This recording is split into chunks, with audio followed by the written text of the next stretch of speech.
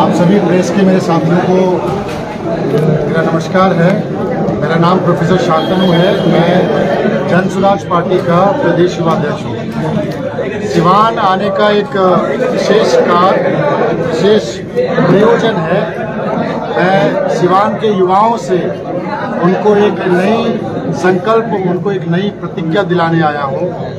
एक नई राजनीतिक परंपरा शुरू करने के लिए, एक नई और अच्छी राजनीतिक व्यवस्था शुरू करने के लिए मैं यहाँ के युवाओं का आह्वान करने आया हूँ कि अब उनका समय आ गया है मेन स्ट्रीम पॉलिटिक्स में अपनी भागीदारी, अपनी हिस्सेदारी सुनिश्चित करने का।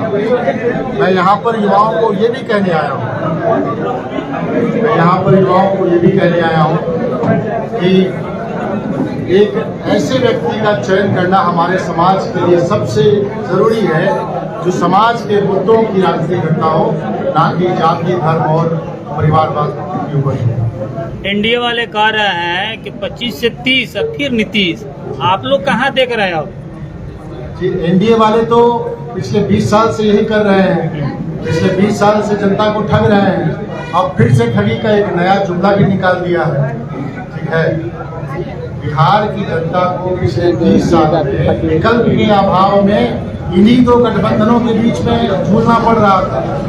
अब जन स्वराज के आने से एक ऐसा विकल्प जो सशक्त भी है और कारगर भी है, वो बिहार की जनता को मिल चुका है। तेजस्वी यादव ने कहा है कि हम प्रशांत किशोर को ट्यूशन देंगे, कैसे विकास होता है। जी, अभी ट्यूशन लेने की उनकी भी उम्र है, वो ले ले, कैसे विकास होता है। जब जंगल राज था, उन्हीं की सरकार थी। जब 17 महीने के लिए जब अपने चाचा जी के गोद में बैठ के सरकार चला रहे थे, अभी भी वही कर रहे थे। तो पूछिए कि अपने शासनकाल में कितना विकास लेके आए। महिलाएं कह रही है कि नीतीश जी 400 पेंशन देते थे, लेकिन अब 1100 जुलाई महीने में 1100 खत्म आ रहा है। अब कैसे महिलाओं को आप लोग वोट में कन्वर्ट करेंगे? आप लोग देखिए, आज महिलाओं के खिलाफ अपराध का ग्राफ बिहार में सबसे तेजी से बढ़ा हुआ है। आप जाके देखिए पिछले 3 महीने का क्राइम का डाटा। महिलाओं के खिलाफ जो अत्याचार हो रहे हैं, जो अपराध हो रहे हैं, उसमें कितनी तेजी आई है। बिहार का प्रशासन, बिहार में जो पुलिसिया तंत्र है, वो बिल्कुल धारदार हो चुका है, बिल्कुल धार खत्म हो चुका है उसमें। और जहां तक ये 400 रुपया को बढ़ा के 1100 रुपया करने की बात है, तो ये नीतीश बाबू नहीं, ये उस लोकतंत्र की आवाज है जहां 3 साल से जन स्वराज लोगों को कह रहा है कि हमारे बुजुर्ग साथियों को, हमारे अभिभावकों को 400 रुपये का भीख देके यहाँ की सरकार उनका सम्मान नहीं कर रही है। वो कम से कम 2000 रुपया होना चाहिए। अब जब 3-4 महीना चुनाव का हो गया है, तो फिर से उनको झांसा दे रही है ना। अब तो कह रहे हैं कि भाई हम 400 से 1100 कर देंगे। मैं अभी भी मांग करता हूँ कि 1100 रुपया नहीं, ये कम से कम 2000 रुपया होना चाहिए। अच्छा, युवाओं की आप बात कर रहे हैं। नीतीश सरकार ने युवा आयोग गठन कर दिया। आप कह रहे हैं कि युवा हमारे पास आ चुके हैं। पिछले 20 सालों से आपके नीतीश बाबू को युवाओं की याद नहीं आई। पिछले 15-20 सालों से कौन सरकार में था? कितने युवाओं के लिए ये गठित हो गए? नहीं हुए ना। तो अब आप समझ लीजिए कि चुनाव से 3 महीने पहले आप युवाओं के एक आयोग गठित कर रहे हैं। तो इसका क्या मतलब है कि फिर से युवाओं को ठगने का काम कर रही है सरकार। एक बहुत पुराना मनीष कश्यप का वीडियो वायरल हो रहा है सोशल मीडिया पे, जिसमें उन्होंने प्रशांत किशोर को कहा है कि वो बिजनेस करते हैं। अब मनीष कश्यप आपके पार्टी में आ गए हैं, क्या कुछ कहिएगा इसको लेकर?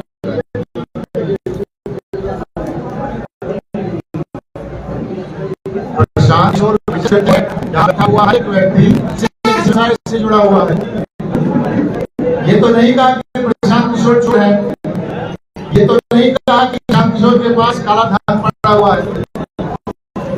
और जहां तक बात है, प्रशांत किशोर बिहार की राजनीति में आने से पहले कई सारी राजनीतिक पार्टियों को सलाह दिया करते थे। अगर इसको आप बिजनेस करना कहना चाहते हैं तो कह लीजिए, इसमें ऐसी कौन बात है जिसको लेकर आप समझ। मनीष कश्यप को आ जाने से क्या पार्टी मौजूद होगी?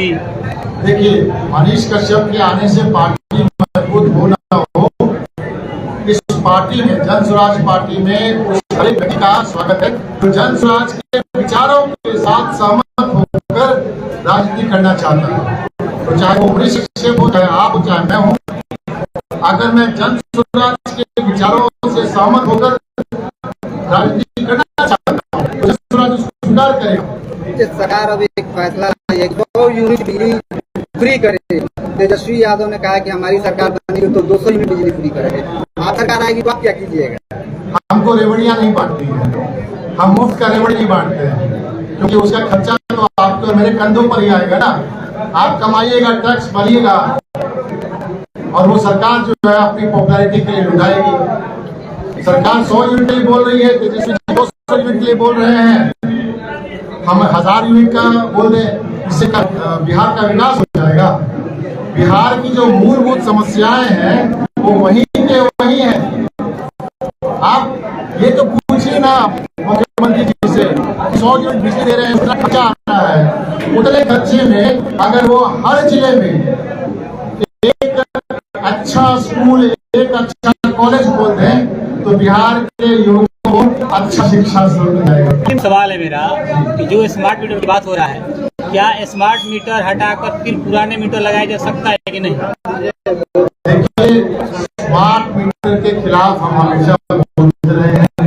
स्मार्ट मीटर बड़े स्तर पे धांधली भी है, और स्मार्ट मीटर से जो बिजली का बिल आया है वो बड़ा हुआ भी आता है। जाके समाज में, गाँव में से पूछेंगे, चलिए ठीक है। अगर हमारी